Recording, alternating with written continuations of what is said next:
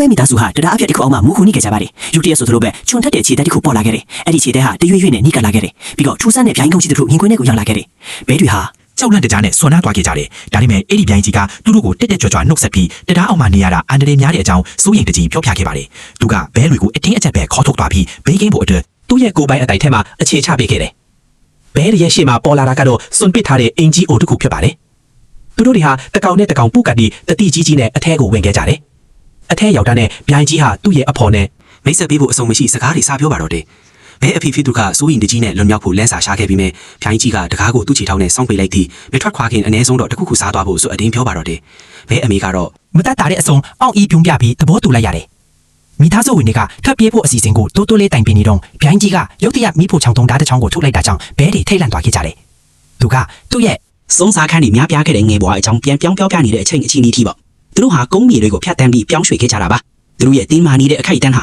တဝီဝီညစ်ပြန်တန်းလာတဲ့ငင်းခေါင်းတစ်ခေါင်းကြောင့်ပြတ်တောက်သွားခဲ့တယ်။ပြိုင်ကြီးကလေအိုးဒုံခနဲ့ခလိုက်တယ်။ဘဲတွေကရင်ကျေးပြူငါးစွာနဲ့ပဲအဲ့ဒီအပေါ်မှာဝင်ထိုက်လိုက်ပြီးတိတ်ကောင်းတာပဲဆိုပြီးဟန်ဆောင်ပြုံးပြခဲ့ကြတယ်။ဘဲဖေကငါးအယိုးစုနဲ့အများချိတ်ကိုတတိမပြုတ်မိခဲ့တဲ့အထိပေါ့။ပြီးတော့သူကနောက်ပြောင်လိုက်တယ်။ခင်ဗျားတို့ရဲ့နောက်ဆုံးဧည့်တွေကအခုထိဒီမိုင်းရှိနေလုံးပဲထီလေ။ရိုင်ကြီးကမုံတိုင်းတန်ခံအင်တုံးမီအင်ကိုပိတ်လိုက်တယ်။ဒါပေမဲ့ဘဲတွေရဲ့မျက်လုံးတွေကတော့အမောင်ထဲပါအဝိုင်းသားတော့ပါနေဟဲ့ပြီးဒိုင်းလင်မယားအိပ်ပြောနေတာကိုစောင့်ကြည့်နေခဲ့ကြတယ်။သူတို့ကိုယ်တိုင်ညာတန်းကောင်စာဖြစ်သွားမလားဆိုပြီးထိတ်လန့်နေခဲ့ကြတာပါ။ဘဲအဖေကချက်ချင်းပဲအေးအေးယူဆောင်ရွက်ဖို့ဖင်လိုက်တယ်။ဒါပေမဲ့ပြိုင်ကြီးရဲ့မျက်နှာနဲ့တဲ့တဲ့တုံးမိသွားပါတော့တယ်။သူ့မိသားစုကိုဖွေဖက်ရင်းသူကစကားတွေထိထိအားနဲ့ဆင်ချေပေးခဲ့ပြီးမြဲပြိုင်ကြီးကသူတို့ကိုတိုးတိုးနေဖို့တားမြစ်လိုက်ပြီးညပဲဆိုတာတားရည်တွေအမဲလိုက်တဲ့အချိန်တို့တိုးတိုးလေးပြောခဲ့ပါတယ်။မင်းတို့ရဲ့အိယာတွေကနေထွက်မလာကြနဲ့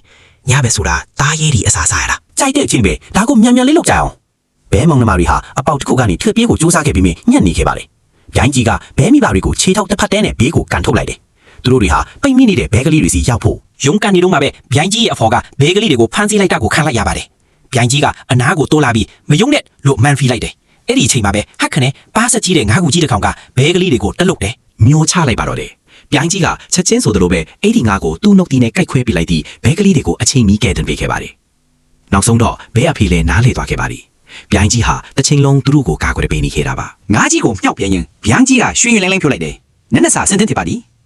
ကျောင်းလန်တကြားဖြစ်နေတော့မှရှိသေးတဲ့ဘဲကလေးတွေဟာစအောက်ထဲတိုးဝင်သွားကြတယ်ဘဲအဖေကတော့တညာလုံးမအိပ်ပဲနိုးနေခဲ့ပြီးသူ့မိသားစုကိုဒီလိုပြောင်းရွှေ့ခီးစဉ်ခိုးလာခဲ့မိတာကိုတသက်လုံးနှောင်တရနေပါတော့တယ်